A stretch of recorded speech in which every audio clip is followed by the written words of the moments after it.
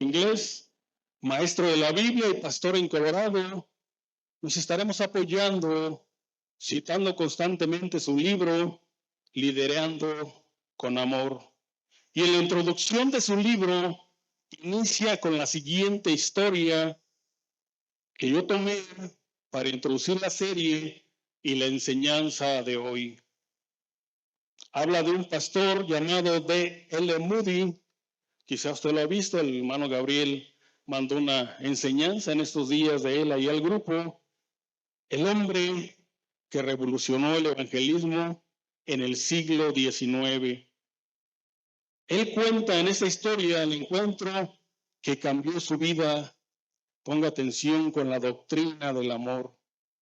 Todo comenzó cuando Henry Moorhouse, un evangelista británico de 27 años, predicó en la iglesia de Moody. Durante una semana, a sorpresa de todos, Henry predicó 7 sermones seguidos sobre Juan 3:16 para demostrar que amó Dios al mundo. Predicó sobre el amor de Dios desde Génesis hasta Apocalipsis. El hijo de Moody, de este pastor, registra la descripción de su padre sobre el impacto de la predicación de Henry. Durante 6 noches, cuenta él, había predicado sobre ese texto solamente. La 7ª noche vino y se dirigió al púlpito. Los ojos de toda la iglesia estaban sobre él. Entonces dijo: amados amigos, he estado buscando todo el día un nuevo versículo, pero no pude encontrar nada tan bueno como el anterior. Por lo tanto, volvemos al 3er capítulo de Juan y el versículo 16. ¿Qué dice este capítulo y este versículo, mis hermanos? Así es, ¿verdad? Y predicó el 7º sermón de esas maravillosas palabras, que de tal manera amó Dios al mundo. Dice este hermano, recuerda el final de ese sermón. Mis amigos, dijo él, durante toda una semana he estado tratando de decirles cuánto Dios los ama a ustedes, pero no puedo hacerlo con esta pobre lengua tartamudeante. Si yo pudiera pedir prestada la escalera de Jacob y trepar por él hasta el cielo y preguntarle a Gabriel, que está en la presencia del Todopoderoso, para que me dijera y me explicara este versículo, cuánto amor el Padre tiene por el mundo. Todo lo que él podría contestar sería, porque de tal manera amó Dios al mundo, que ha dado a su Hijo unigénito, para que todo aquel que crea, que en él crea, no se pierda, mas tenga la vida eterna. No pudiendo controlar las lágrimas, mientras Henry predicaba sobre el amor de Dios al enviar a su Hijo unigénito a morir por los pecadores, Moody confesó: nunca supe hasta ese momento que Dios nos amaba tanto. Este corazón mío comenzó a descongelarse. No pude sujetar mis lágrimas. Eran como noticias de un país lejano. Simplemente, dice él, las bebí junto con toda la constreñida congregación. Yo les digo que hay una cosa que atrae por sobre todas las cosas en el mundo, y eso es el amor. Como resultado de la influencia de Henry, de este pastor que predicó, Moody comenzó a estudiar la doctrina del amor y dice que esto cambió su vida de manera tajante, y no solo su vida, su forma de predicar. El título de hoy de esta serie, ¿cuál es, mis hermanos? Sirviendo con amor, por su amor. Y la predicación de hoy, el tema número 1 de esta serie es el siguiente: mas yo os muestro un camino aún más excelente, basada en 1 Corintios 12:31, palabras del apóstol Pablo. Me voy a permitir y le voy a pedir a mi hermano Dani que nos ponga este texto para leerlo. Primera de Corintios 12. Sígalo por ahí en su Biblia. Y voy a retomarlo todo para tomar el contexto de a dónde nos quiere llevar el Espíritu Santo por medio de este texto que Él dejó plasmado en la Escritura. Primera de Corintios 12, del 12 al 31, porque así como el cuerpo es uno y tiene muchos miembros, pero todos los miembros del cuerpo, siendo muchos, no solo un cuerpo, así también Cristo, porque por un solo espíritu fuimos todos bautizados en un cuerpo, sean judíos o griegos, sean esclavos o libres, y a todos, a usted y a mí, se nos dio beber de un mismo espíritu. Además, el cuerpo no es un solo miembro, sino muchos.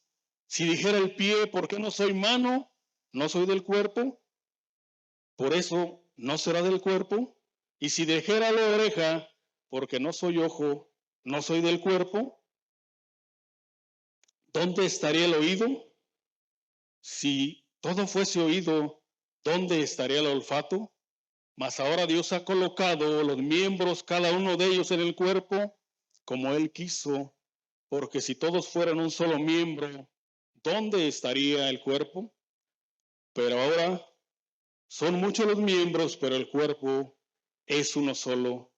Ni el ojo puede decir a la mano, no te necesito, ni tampoco a la cabeza, a los pies, no tengo necesidad de ustedes.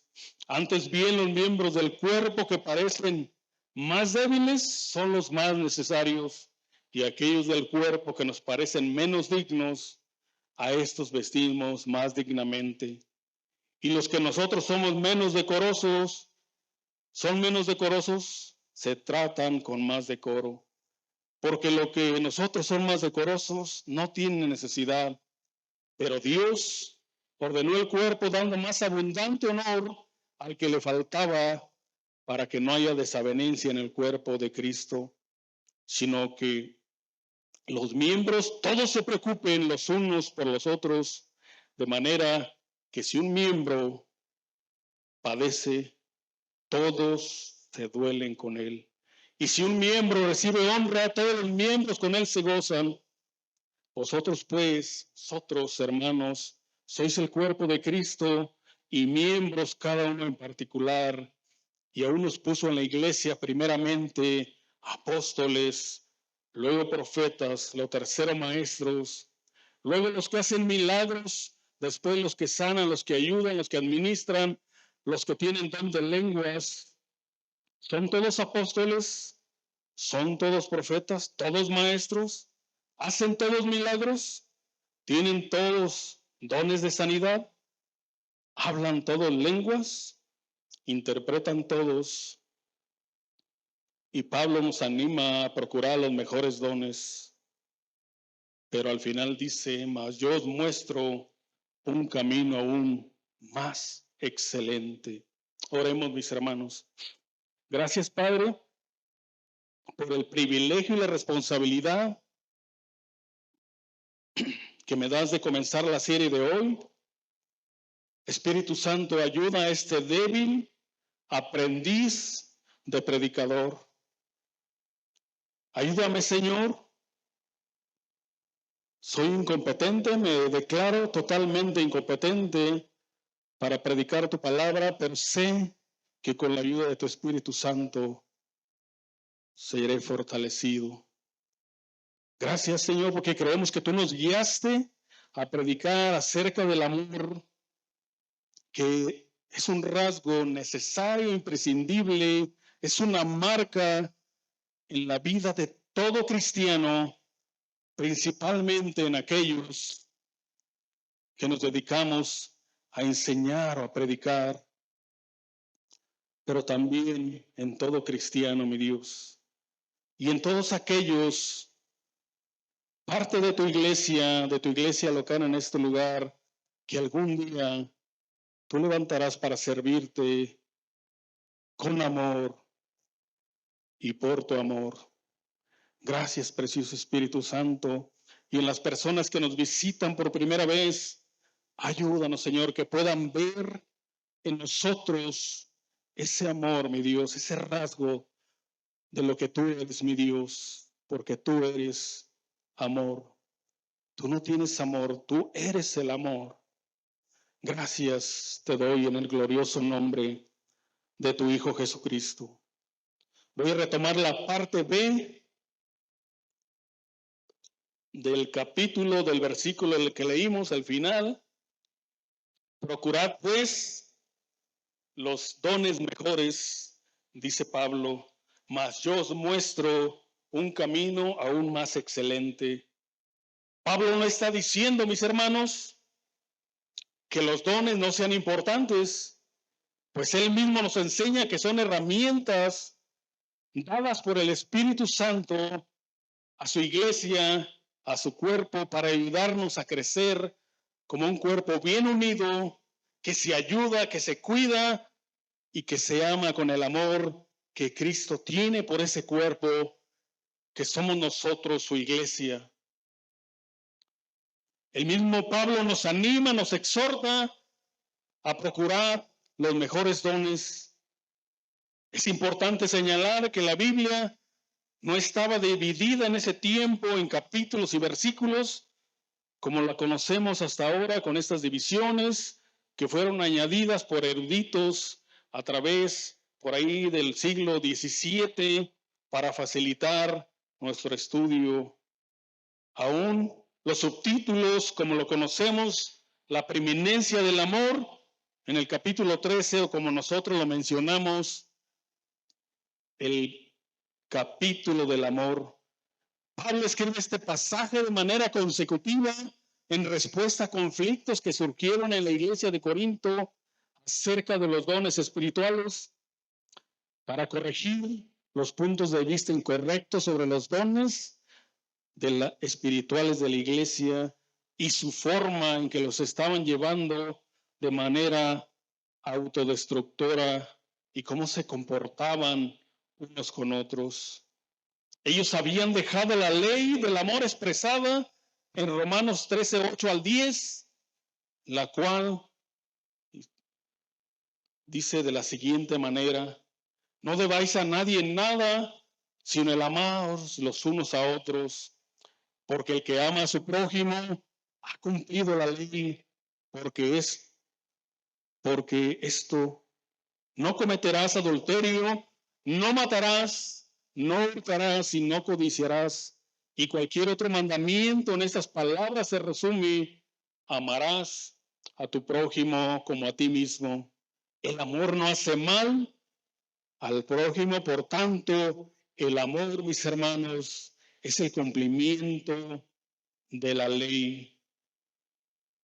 Vemos este patrón que parece que nos lleva a olvidar el amarnos unos a otros y el amor a Dios, repetirse constantemente a través de la historia del Antiguo Testamento y en el pueblo de Israel.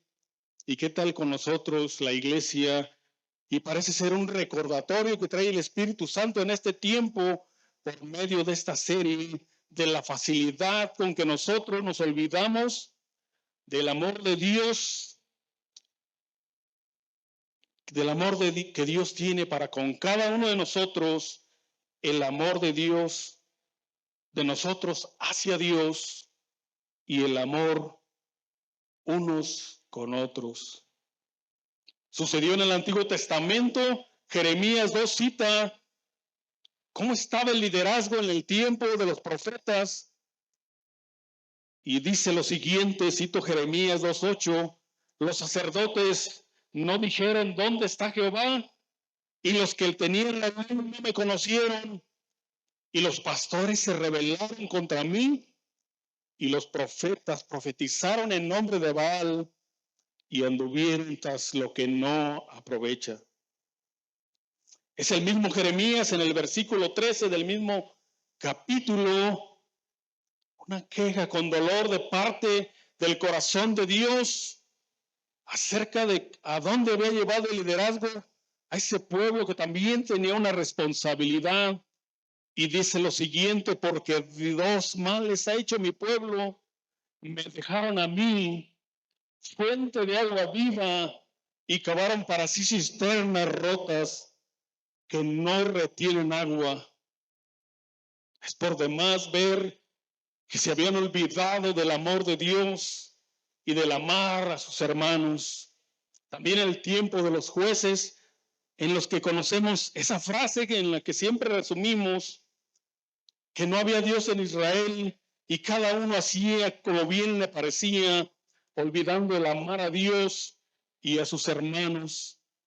Lo mismo sucedió en el tiempo de los reyes, en el que hubo reyes que amaron a Dios, lo amaron y le daban la gloria y la alabanza, pero también hubo reyes que se desviaron totalmente y se alejaron de Dios, y con esto también se olvidaron de amar a Dios, maltratando también al pueblo que Dios les había encomendado. De ahí pasamos al liderazgo en los tiempos de Jesús. ¿Cómo era ese liderazgo? ¿Cómo estaba el amor de los líderes en el tiempo en que Jesús, el Dios encarnado, pisó esta tierra? Y el pasaje que a continuación citaré habla claramente de la condición del pueblo y de cómo estaba el corazón de los líderes religiosos que se suponía que habían sido puestos por Dios para cuidar con amor a ese pueblo. Mateo 9:36. Al ver las multitudes, tuvo compasión de ellas porque estaban desamparadas y dispersas como ovejas que no tienen pastor. Este versículo resume de manera clara la condición de sus líderes espirituales. Los religiosos de Israel los habían maltratado y abandonado a las ovejas que el Señor estaba contemplando. Y el verbo traducido para angustiadas significa que estaban afligidas, atribuladas, consternadas, molestas, abatidas. Jesús, con ese amor incomparable, se conmovió profundamente al ver sus rostros, porque reconoció en esas ovejas personas totalmente desanimadas, abatidas y sin esperanza. Pero es precisamente en ese momento que Dios envía a Jesús, que cumple sus promesas como siempre, y aparece el príncipe de los pastores. Jesús vino a mostrarnos ese camino más excelente e inaugura la escuela del amor, e inmediatamente comienza a llamar a sus discípulos, que le llamaremos alumnos de esta escuela del amor, que formarían parte de la matrícula con el mejor maestro venido del cielo, cuyo eslogan sería, y era real ese eslogan, no solo un truco publicitario: ven, inscríbete a la escuela de liderazgo y servicio por amor, y cuyas credenciales del Señor, cuyos títulos era: dejé mi trono y vine a servir y a morir por amor. ¿Cuál era la cuota de inscripción? Escucha bien: vas a gastar tu vida, no vas a pagar con dinero, vas a gastar tu vida amando y sirviendo. ¿Te hubieras inscrito en ese tiempo, hermano? No me contestes, al final podrás inscribirte. Jesús llamó a Jacobo y a Juan como alumnos, hijos de Zebedeo, los hijos del trueno, que después veríamos su vida totalmente transformada. Y es este alumno llamado Juan, Juanito, que en el proceso de aprendizaje y estando en el kinder de la escuela del amor, de la universidad del amor, apenas iba empezando. Por poco me lo reprueban y sería el primer alumno reprobado en el kinder, ¿verdad? Porque ya no reprueban ni en la secundaria. El cual fue aprendido por el maestro. Y Lucas 9:54 es un pasaje donde los discípulos Jacobo y Juan viendo el rechazo de una aldea de samaritanos, le pregunta a Jesús si quiere que manden fuego para consumirlos, porque no lo dejaron entrar y predicar al Señor. Jesús los reprendió, indicando que si no sabían de qué espíritu eran, pues su misión era salvar almas, era amar a las almas, no destruirlas. Y avanzado en la escuela del amor, vemos el relato bíblico de Juan 3, 23, 25, describe este momento cuando estaba Juan recostado y dice lo siguiente: estando Simón Pedro, le hizo señas a este discípulo al que Jesús amaba, este era Juan, para que le preguntara de quién hablaba, quién le había de entregar. Él, Juan, en una actitud tierna, de amor, de intimidad, recostado sobre el pecho de Jesús, le dijo: Señor, ¿quién es? Y agradado en la escuela del amor, que el Espíritu Santo lo inspiró a escribir el Evangelio que lleva su nombre y el Apocalipsis, como sabemos, y 3 cartas, primera, segunda y tercera de Juan, impregnadas, saturadas, bañadas del amor, enfatizando el amor de Dios y el amarnos en los unos a los otros, como Dios nos ha amado. ¿Las has leído, hermano? ¿Las has hecho tuyas? El apóstol del amor, como lo conocemos, escribió primera de Juan 4, 7 al 9. Amados, amémonos unos a otros, porque el amor es de Dios. Todo aquel que ama es nacido de Dios y conoce a Dios. El que no ama no ha conocido a Dios, porque Dios es amor. En esto se mostró el amor de Dios para con nosotros, en que envió a su Hijo unigénito al mundo para que vivamos por Él. Y por último, de este alumno ya graduado, hay un texto en Apocalipsis que cuando lo leo, a mí me quebranta el corazón al ver el amor que Dios tuvo para conmigo, para contigo, iglesia. Apocalipsis 1:5, al que nos amó y nos lavó de nuestros pecados con su sangre. Hay otro alumno llamado Cefas, Pedro, el que le mochó la oreja a Malco, como narra Juan, en un pasaje muy conocido, Juan 18, del 10 al 11, pasaje que narra cómo Pedro, al defender a Jesús durante su arresto en el huerto de Getsemaní, desenvainó su espada y hirió al siervo del sumo sacerdote llamado Malco, cortándole la oreja derecha. Te puedes imaginar el corazón de odio de Pedro en ese momento, que hubiera querido cortar no solo la oreja, sino haberle partido la cabeza como a una calabaza de esas que venden en este tiempo. Es Juan en un pasaje muy conocido, Juan 21:15, que nos narra este episodio muy conocido de la vida del apóstol Pedro. Cuando hubieron comido, Jesús dijo a Simón Pedro: Simón, hijo de Jonás, ¿me amas más que estos? Le respondió: sí, Señor, tú sabes que te amo. Él le dijo: apacienta mis corderos. Volvió a decirle la segunda vez: Simón, hijo de Jonás, ¿me amas? Pedro le respondió: sí, Señor, tú sabes que te amo. Le dijo: pastorea mis ovejas. Le dijo la tercera vez: Simón, hijo de Jonás, ¿me amas? Pedro se entristeció de que le dijese la tercera vez: ¿me amas? Y le respondió: Señor, tú lo sabes todo, tú sabes que te amo. Jesús le dijo: apacienta mis corderos. El amor de Dios en la vida de Pedro, pero también a consecuencia de ese amor, cómo lo demostraba Pedro en el amor de Dios en su vida, amando a sus hermanos, amando a Dios él mismo y amando a las ovejas.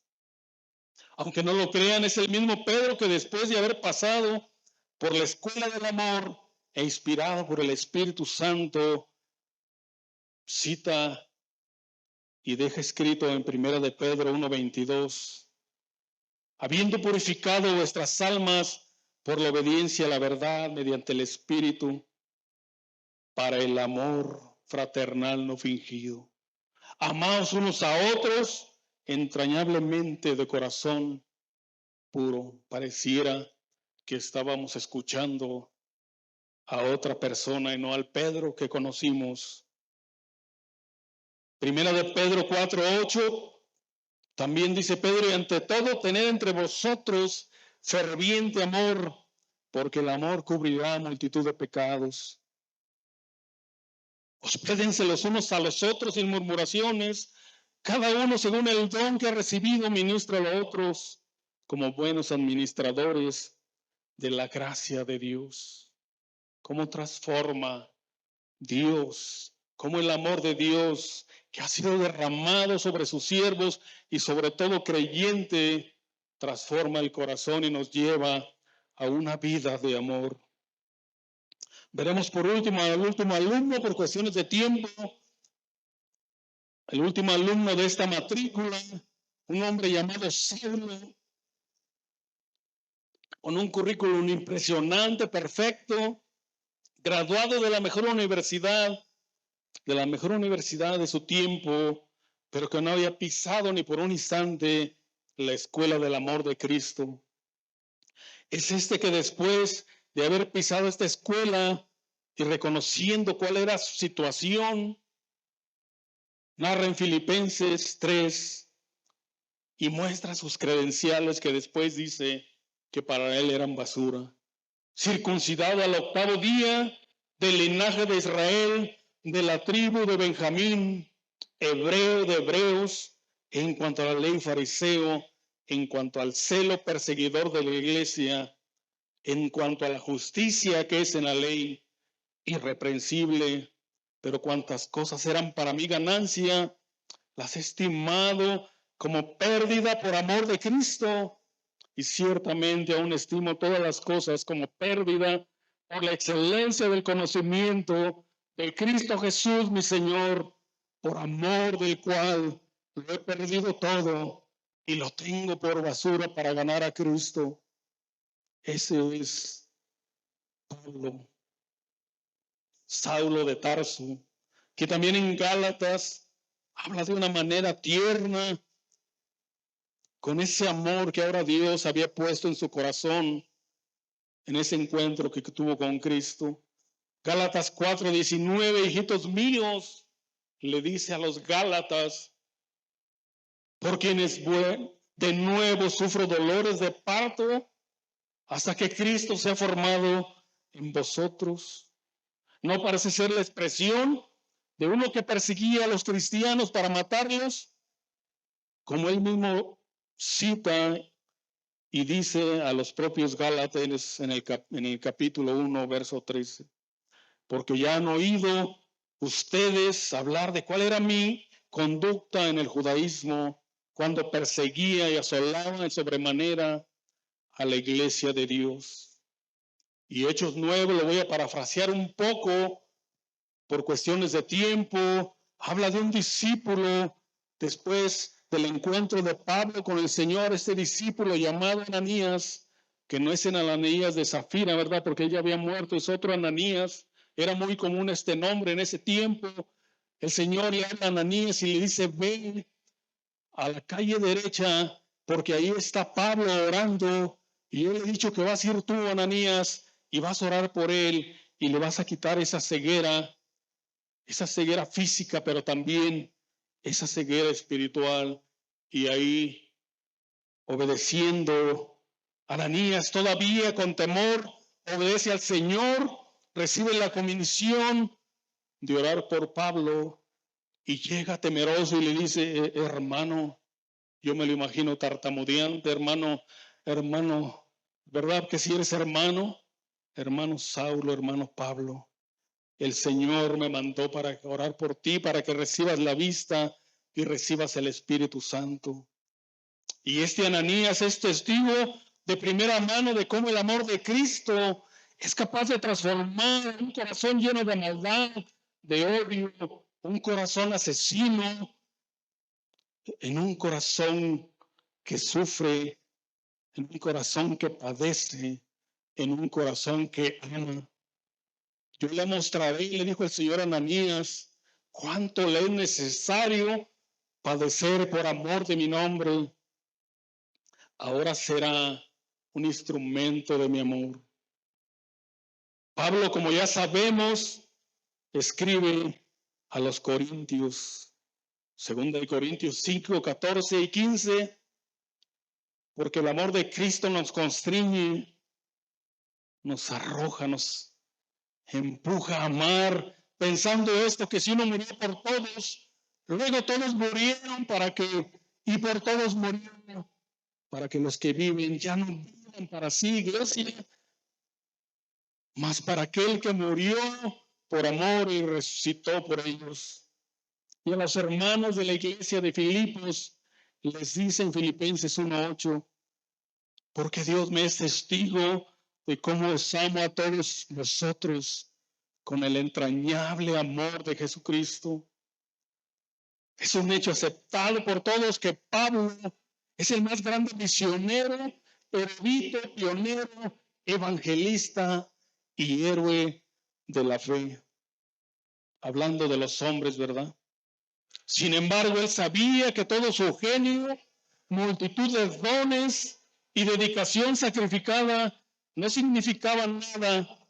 Escucha, iglesia, no significan nada si no está totalmente bañada del amor de Cristo. Ningún otro escritor del Nuevo Testamento habló más acerca del amor y proveyó más ejemplos de liderazgo práctico del amor que el mismo apóstol Pablo.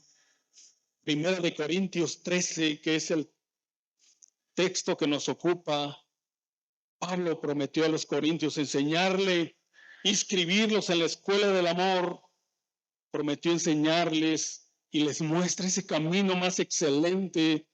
Quería que ellos supieran que hay algo más importante que los dones sobrenaturales, algo que trasciende los dones y los ministerios y las realizaciones más excelentes que podamos tener. Algo que si está ausente, y esto es el amor, hará que todos los dones sean insignificantes. Mas yo os muestro un camino más excelente, dice Pablo. Si yo hablase lenguas humanas y angélicas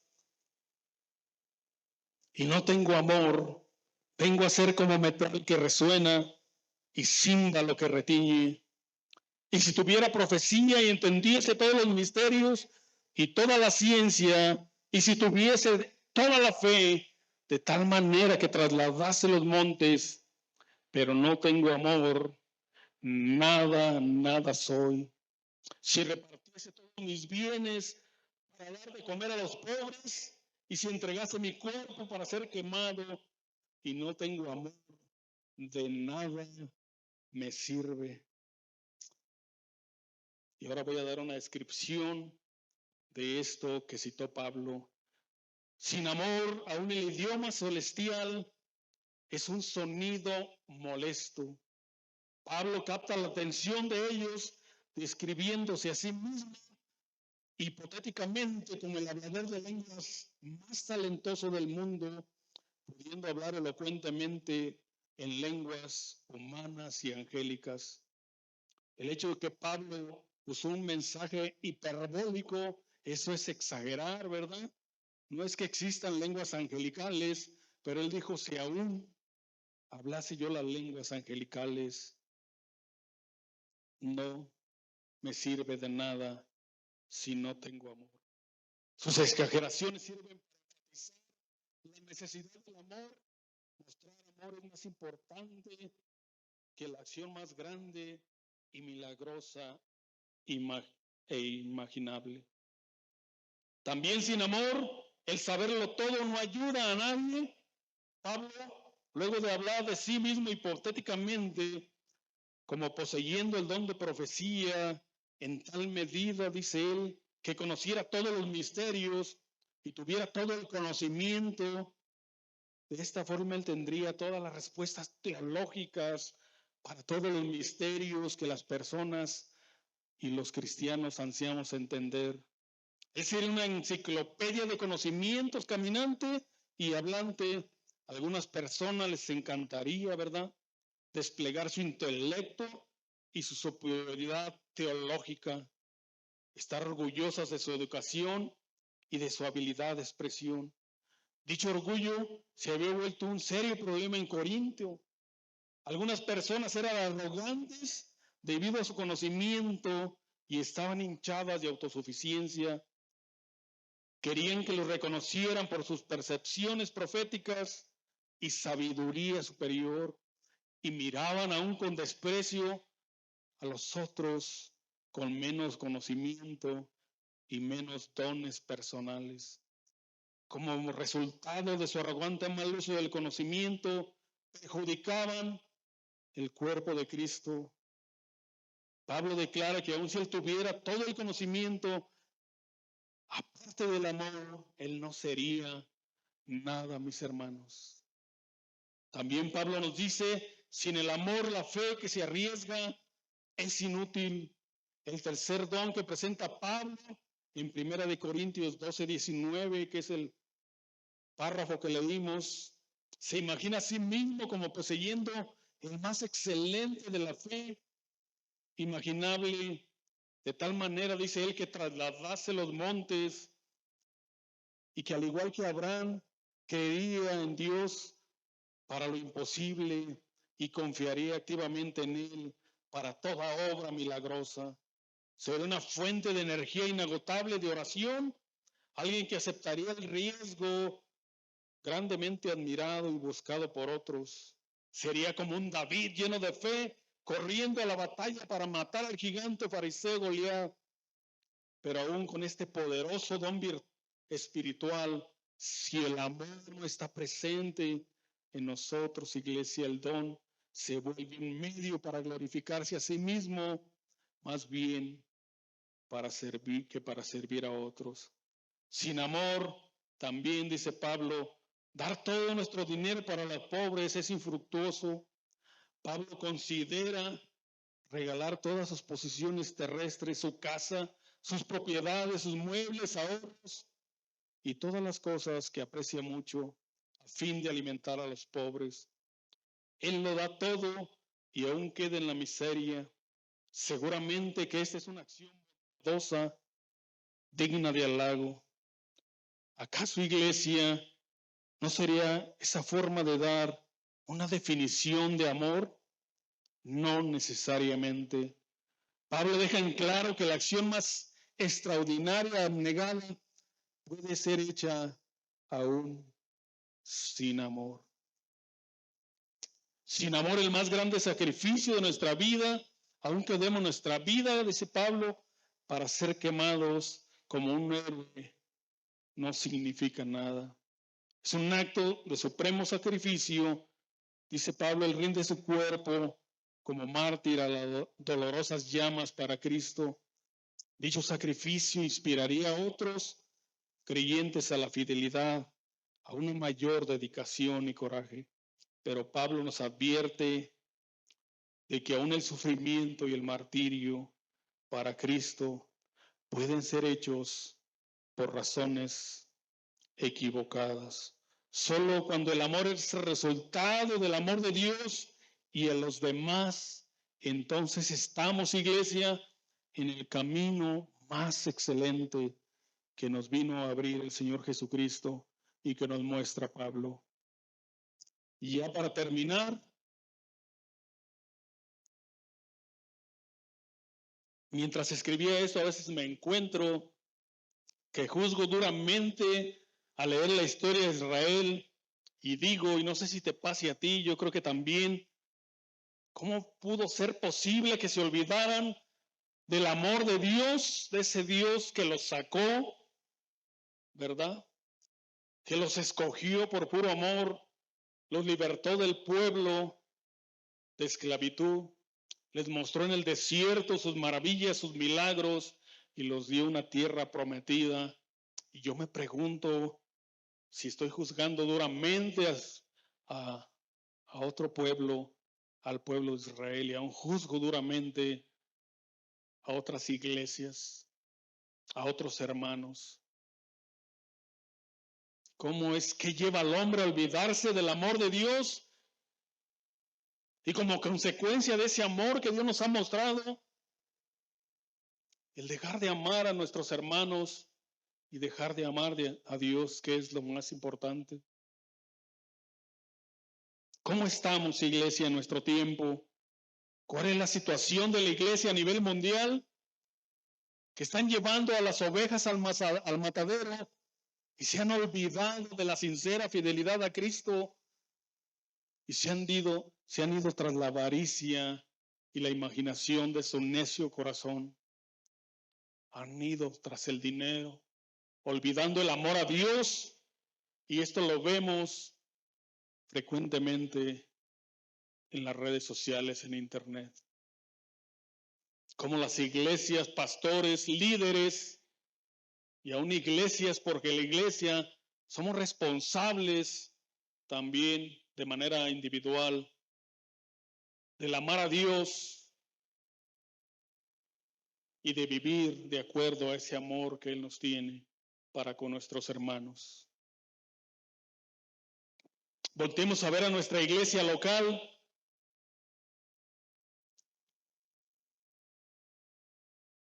Y cito las palabras del pastor, de nuestro pastor, ¿verdad? Con las que abrió la semana pasada y cerró la serie de Efesios. Antes de empezar, decía él, y de decir cualquier cosa, quiero comentar que el liderazgo no es lo importante, sino su fundamento. Es decir, lo que importa es que si un líder o siervo no está fundamentado en Cristo, simplemente no importa. Diga lo que diga y haga lo que haga. También citó, el verdadero liderazgo requiere no solo de servicio y entrega, y lo puse aquí con negritas, sino de un sacrificio personal.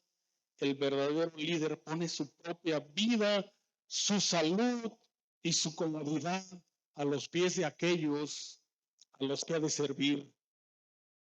E irá delante de ellos guiándolos a los pies del único y más grande de todos los maestros, nuestro Señor y Salvador Jesucristo.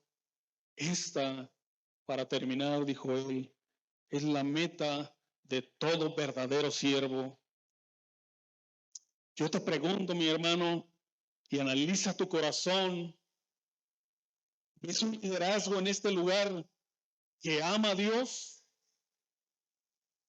No de manera perfecta, como Él manda en su palabra, que es el ideal y es la meta, pero un liderazgo que busca un pastor, unos líderes que anhelan en verdad glorificar a Dios, servir a su iglesia, amarlos, cuidarlos, abrazarlos, consolarlos. ¿Ves ese liderazgo en este lugar?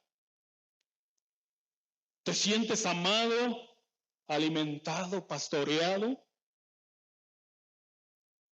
por tu pastor y por tus líderes? ¿Está este liderazgo en el camino más excelente que Cristo nos vino a mostrar?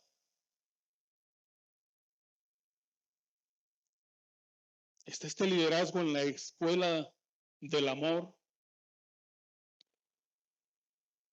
Y espero que hayas contestado ahí, en tu corazón.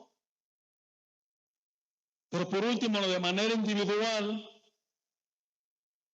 y esto tómalo de manera individual, personal. Porque yo así lo hice cuando el Espíritu Santo, mi hermano, guía a alguien a preparar una predicación, una enseñanza. Al primero que le habla es al que va a predicar, y al primero que le pregunta y le hace esas preguntas a su corazón es: ¿estás amando a tus hermanos? ¿Estás amando a Dios? ¿Cómo lo demuestras? ¿Cómo vives? ¿Cómo correspondes a ese amor que Dios tiene contigo y que dices tener tú para con Él? Yo mismo soy confrontado, soy el primero,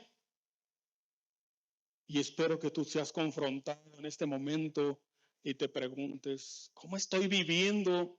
Porque cantamos, ¿verdad?, en nuestros cantos, de manera que si uno murió, luego todos murieron. Y ya no vivo yo, mas Cristo vive en mí. ¿Cómo está tu vida, iglesia, en esa área que debe de caracterizar, que debe ser la esencia de todo cristiano y que el pastor tocó durante el tiempo, para los que llegaron temprano, durante el tiempo de la oración? ¿Qué te define como cristiano? ¿El amor? ¿O el decir que vienes a este lugar? ¿El decir que no dejas de asistir? ¿Qué te define como cristiano si no es el amor de Dios mostrado hacia Él y hacia tus hermanos? ¿Cómo ha influenciado tu vida? ¿Cómo es tu vida? Como lo fue con este siervo llamado Moody, que dice que su vida fue cambiada y transformada, saturada del amor de Dios. Dice Moody al final: adopté la palabra amor y no recuerdo cuántas semanas dediqué estudiando el pasaje en el cual los pasajes en el cual esta palabra aparecía, hasta que por fin no pude evitar sentir el amor por mis hermanos, por las personas. Me había estado alimentando de amor por tanto tiempo que estaba ansioso de hacer bien a todos los que tenían y con los que tenía contacto conmigo. Logré llenarme de amor, dice Moody, salía por mis dedos. Uno adopta el tema del amor de la Biblia. Uno llega a llenarse tanto de ello que todo lo que tiene que hacer es abrir sus labios y una inundación del amor fluye, del amor de Dios fluye sobre la reunión. No vale la pena tratar de hacer la obra de la iglesia. No vale la pena tratar de vivir la vida cristiana sin amor.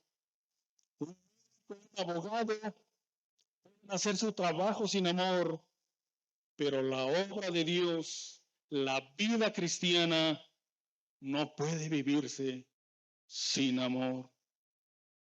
¿Por qué no te pones de pie y meditas en las siguientes palabras?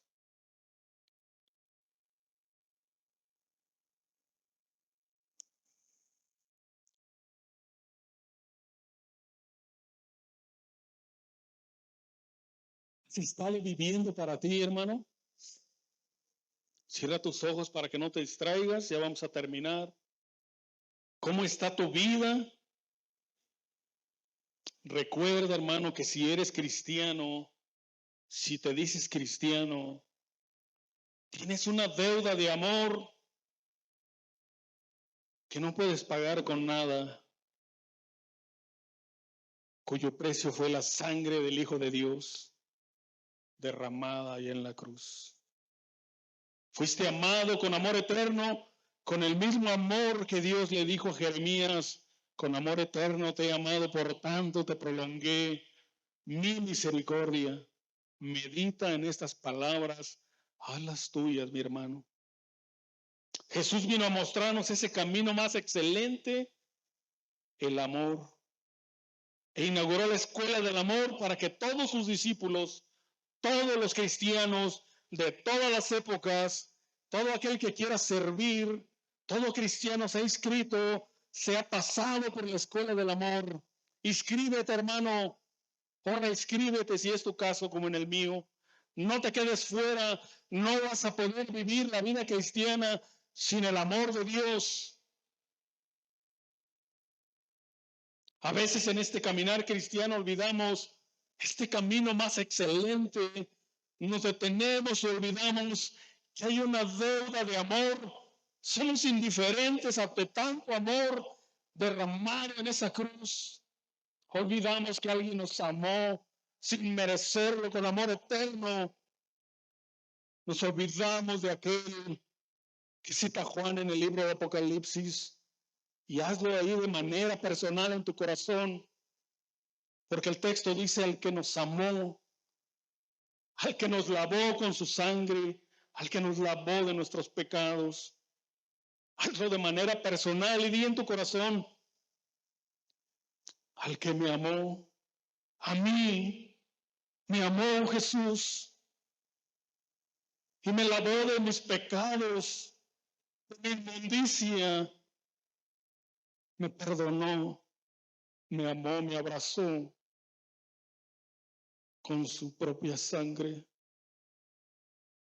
¿Cómo debo vivir? ¿Cómo debo de corresponder a ese amor de aquí en adelante? Padre, yo te doy gracias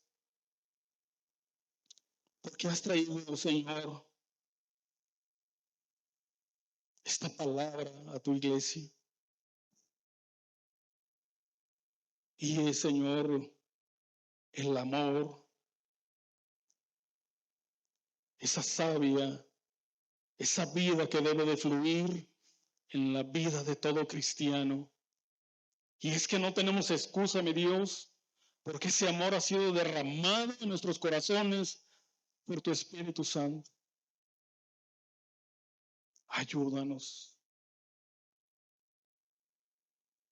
Que estas palabras sean una realidad, una verdad que tú lo puedas ver en nuestra vida. Que no sea solo un texto que suena hermoso.